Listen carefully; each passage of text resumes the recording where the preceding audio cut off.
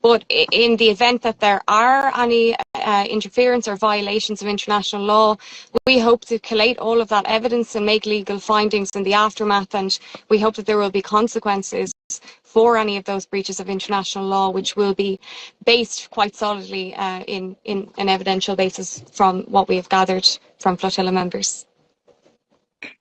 I do think that this is critical. And I've said it from the beginning, I think that as important as is the growth in numbers of the boats, part of the flotilla, is the presence of lawyers, legal observers, because not only this reassures at every step the flotilla members, but also it's a way to monitor developments on the, I would say, at sea, and communicate to the media, communicate to authorities, because what's happening is that in between the incident and the knowledge of the incident, there has always been the hasbara, the propaganda, and the mismanagement of the intentional manipulation of the information. With you near, the risk is lower. Can I ask all of you, have you been contacted by governments, without giving names, but is there any particular state that has showed support to you and said, if something happens, we are behind you?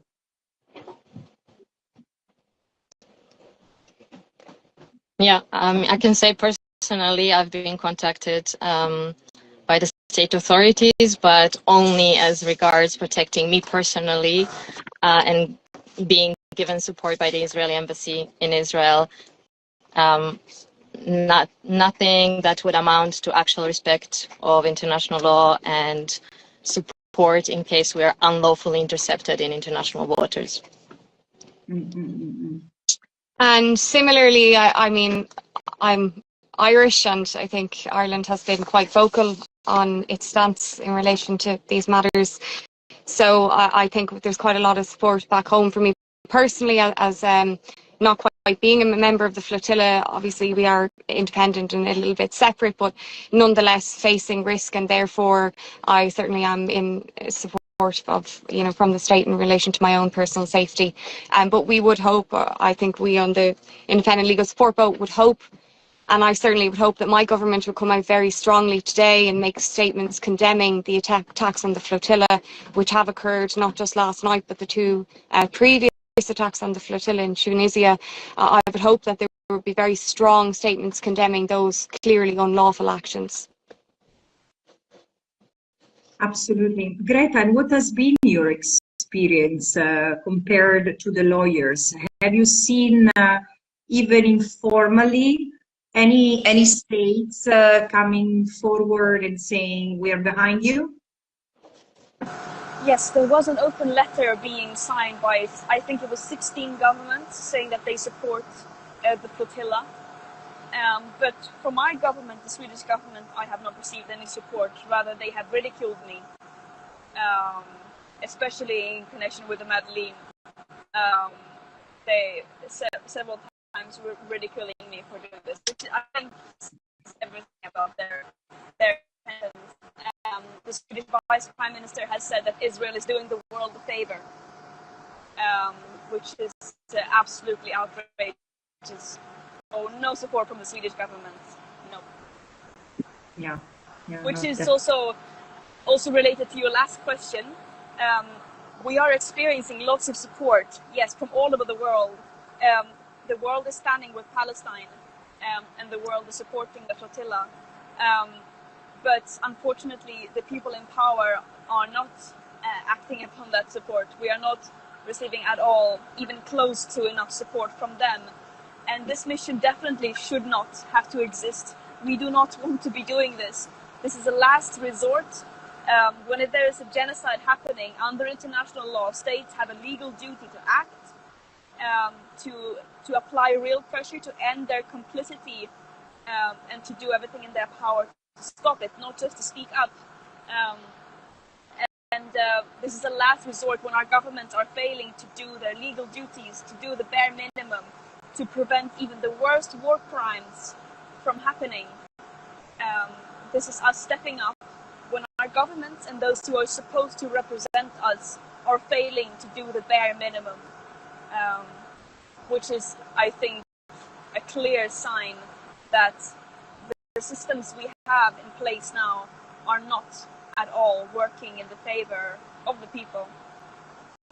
Yeah, and No, if I could just add to that, I mean, in terms of what Greta has said about obligations on states, you know, I think some people view these as political matters, but as Greta has outlined, they're actually matters of law. You are legally obliged under various conventions and under international law to take certain actions in certain situations such as the present. So this isn't a matter of, you know, public persuasion or political persuasion. This is a matter of law, and all states should be adhering to those obligations. I find myself in this interesting position of moderator for once, so which is interesting. And no, I couldn't, I mean, there are so many people who are following this discussion, and I mean, for many in Europe, it's in the middle of the day, so probably working hours or school hours. So thank you everyone, and also thank for those who will see it later. And I would like this to be an opportunity for you to also send out messages, because what I've seen myself is that people feel often powerless, and my own way of communicating with people is that I know how you feel, because I felt like this for such a long time. But then we need to activate instead the power in each of us, and everyone can contribute in the ways that are also that make sense to the profession or the time in life. So what would you tell to the people, because there are several questions that are coming up in this respect? What would you like people to do, people who are in land, people who are in their own countries? How can they help you? I mean, help you in a way, sustain your vision, and eventually help Palestine. Yeah, I'd like to reply to that. Personally, I'm here actually in the capacity of a captain of a boat, independent legal support boat. And I'm fully aware that not everybody obviously has this position qualifications. A lot of people do feel helpless, feeling that there is nothing big enough that they could do. And I'd like to give an example of a recent mobilization in Italy where massive mobilization happened, blockading the streets, people coming together, stopping all kinds of activities and roads. There is another initiative that encourages sort of symbolic but also quite material action of not consuming on Thursdays, strikes that are happening. Beautiful example, a couple of months ago, there was already dock workers striking. Everybody who's a worker has incredible power as a worker. And it's, while of course Flotilla has a certain visibility, for me it is really important to be aware that wherever we are, we as people have the power. From my perspective, I mean, I'm a barrister and I work in courtrooms and in offices, and I never envisaged that this is something I would ever do.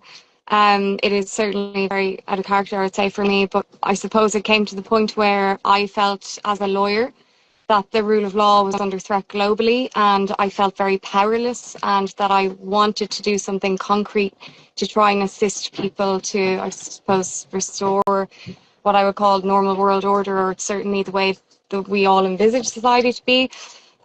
So I would hope that people, other lawyers, would take this as perhaps inspiration to stand up and speak out. I note that certainly there are bodies who represent lawyers in Ireland, including my own representative body, who have not taken any stand or made any statements in relation to what's happening. And I think that the power of one's voice should never be undermined. I think that not only can people speak up and speak out, but people can take legal action. There have been strategic legal actions taken, trying to enforce international law insofar as it pertains to the domestic setting. And then just, I think, an ordinary conversation and in challenging people who may have different views, presenting facts, dispelling myths, trying to make people understand that we each individually have power as consumers, as voters, and as individuals. So I think for me, that's what kind of pushed me to do this and get involved with the mission. And as collectives. Yes.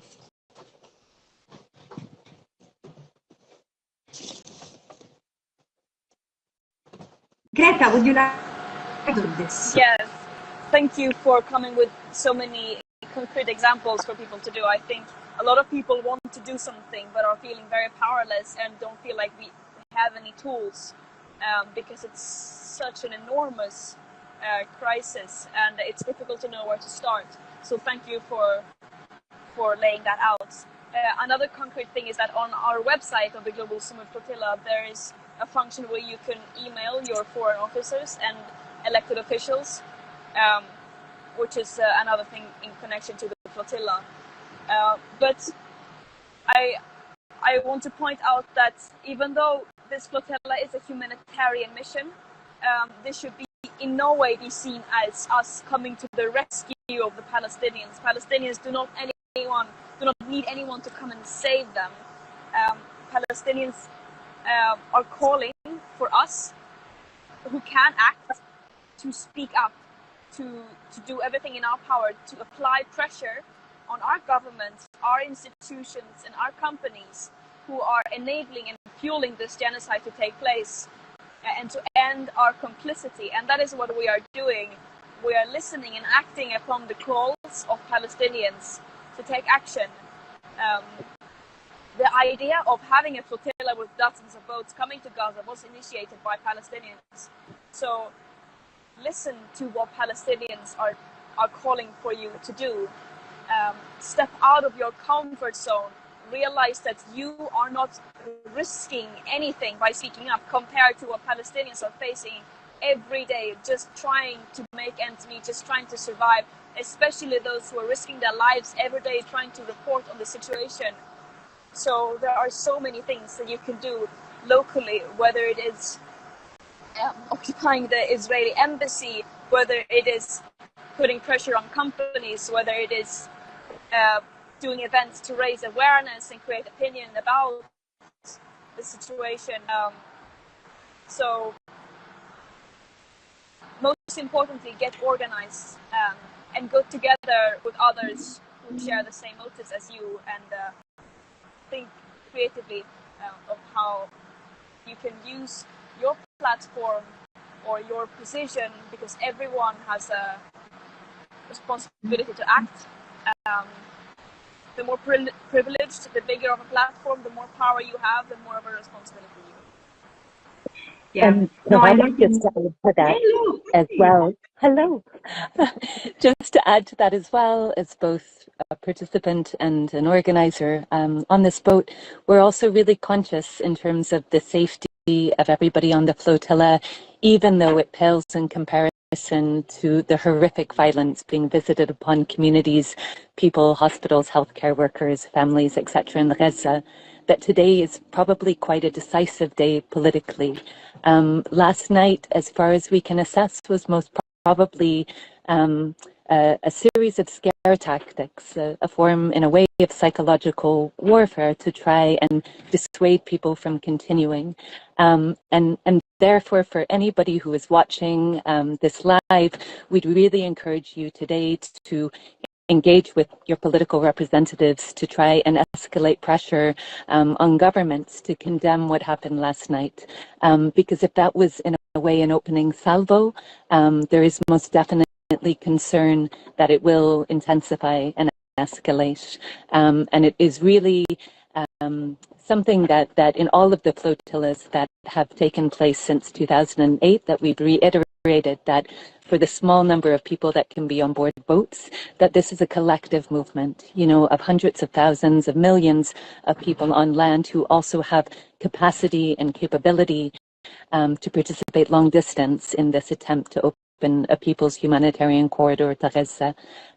So for those of you tuning in, please, there's lots of different ways in which you can mobilize to support this mission at sea, as well as validating all of, the really heartfelt, courageous organizing that is going on, from the dock workers in Genoa to Mothers Against Genocide, to healthcare workers for Palestine, for people of all walks of life who are trying to translate the grief, the outrage, in many ways the moral injury of witnessing this genocide, and also of love into practical action.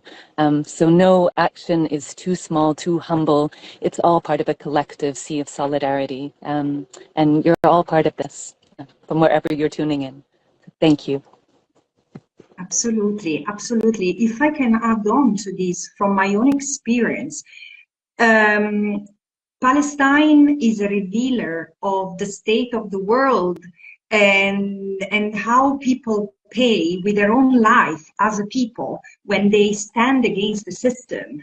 This project of Greater Israel is a project that is already unfolding in the region, and the Palestinians stand in the middle with their demands for freedom and self-determination, and they continue to resist because they don't want to be uprooted.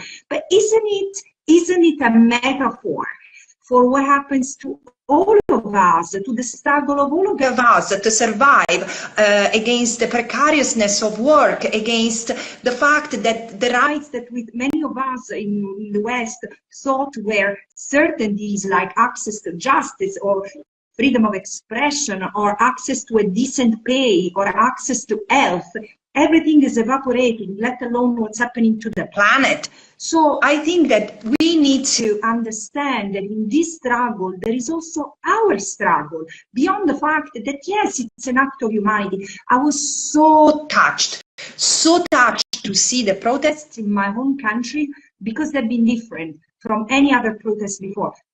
Normally, there are big gatherings. For example, during the Iraq War, my people were on the street every week and month. There were people in the street, but it was in Rome, in Milan, in the big cities.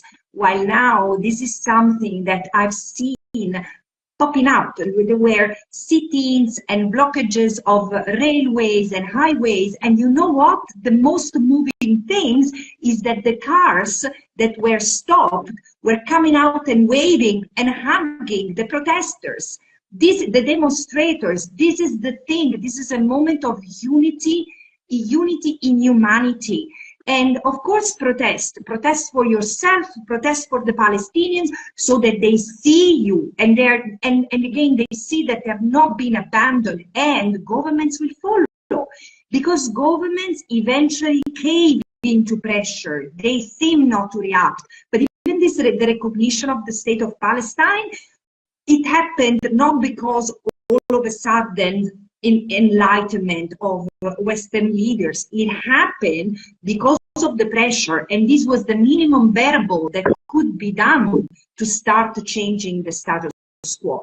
But what I would also say is, do something guided by ethical principles. As a consumer, now you need to check that there is no made in Israel and no companies that you purchase, whose goods and services you purchase from banks, pharmaceutical products that are connected to Israel's unlawful occupation. The companies have to suffer a price that they've never been able to, they've never been held to account. So they need to respond to the people's tribunal before courts. But of course, courts should be activated. And I really call on lawyers to give full meaning to the human rights mission that should be at the center of our profession. But of course, if you are a teacher, if you are a journalist, if you are a diplomat, if you are a civil servant, try to be more civil than servant, and just stand up for this, because this is the genocide of our time.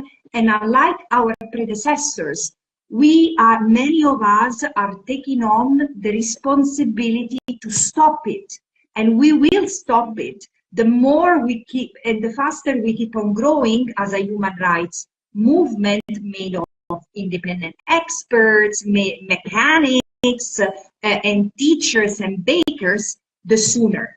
And it will never be too soon. So, and it's not just for the Palestinians, it's also for ourselves.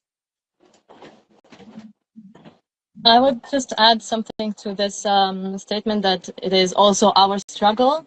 I think it is very true, not only in a metaphorical way, but also very concrete material way in terms of surveillance technologies, in terms of equipment and training and tactics of containment and repression used by police forces, not only within any borders of any state, but we see increasing militarization in Europe, and citizens all over, people all over the world are not exempt from this trend. Yeah, definitely. The fact that in Europe, journalists and demonstrators are arrested, often on the count of terrorism, speaks to the fragility of the liberal part of our democracies. Where is the freedom of expression? Where is the freedom of association? So everything is put on a test. Is probably that the apartheid is a global apartheid? Is there a racial domination that is transnational and across borders? So this is something that is the challenge of our time, and we need to live up to expectations. I know that I don't want to keep you too busy, but I would like, before leaving you, to ask one question: is the entity of the damage that was done yesterday? I understood that there was one of the masts of the boats that had the masts seriously damaged. Is the boat able to continue? Is there the need to call for a prompt intervention from any European country with mechanics on boat that can come and rescue? What is the situation right now? Probably your best answers. Yeah, the damage on the boats is still being assessed, so sadly cannot give a definite answer, but there is definite commitment to continue with the mission. No injuries happened, and boats are very, as I said, very determined to continue sailing. Excellent. Excellent. And is there anything else that before leaving, before returning to boats or desk, you feel like sharing? Perhaps also just that we join you from a vessel which is actually named after Shireen Abu Akleh, the brave and beautiful assassinated Palestinian journalist, with the blessing of her family. And so many vessels, so many boats and ships on this mission bear the names, either of erased and ethnically cleansed Palestinian villages, of Palestinian healthcare workers and journalists, and people from all walks of life. Both those who have been killed and those who are still alive, speaking truth to power and bearing witness. And I think this would loop around to something that Greta referred to earlier, in the sense, that it is not, sort of false humility when people on this flotilla really try and emphasize that this is not the story, that this is a bridge to the story. And as much as possible, even though as human beings, sometimes we project these archetypes of heroism and humanity on human beings, who are messy, who are full of consistencies and contradictions. But to remember really that this is a vehicle for spotlighting a live stream genocide in Gaza, but also over 78 years of oppression. And if we look to anybody, for hope or courage, it should be to the lighthouse of humanity that is emanating from Gaza, and that is really calling, for courage and love across the world. So all eyes on Gaza. And thank you so much, Francesca, for your time as well. I know that I speak for everybody on board this boat, but also so many of the others. Your witness has meant so much to so many people across the world. Of course, thank you. But I share the feeling. I mean, I really feel embarrassed, and when people say, "Oh, you are a hero," I'm not a hero. I'm just a decent person. I'm just a decent person who's trying to do what any decent person should do, with a sense of responsibility, compared to the people of Gaza, we carry a privilege. We can jump on a boat, we can decide not to jump on a boat or to speak out or not to speak out, to challenge power or not. But the thing is that the people in Palestine, the Palestinians, and often wherever they are, they don't have such choice. And like many other people, the same, and this is not the world they want to live in. And this is why, for me, this is a battle worth really living for. So the one for human rights and justice. I think that Greta has dropped. I don't know if she will be able to reconnect, but other than that, I think that you have closed beautifully with a reminder that no one in this video is the story. We're just the conduit, in particular, as we are among human rights practitioners, lawyers, we say the law is on the side of the flotilla, the law is on the side of Palestine and the Palestinians, and it shall prevail. Peace, peace and safety to you all. May you so good much. wind bring you forward. Thank you so much, Francesca. Thank you.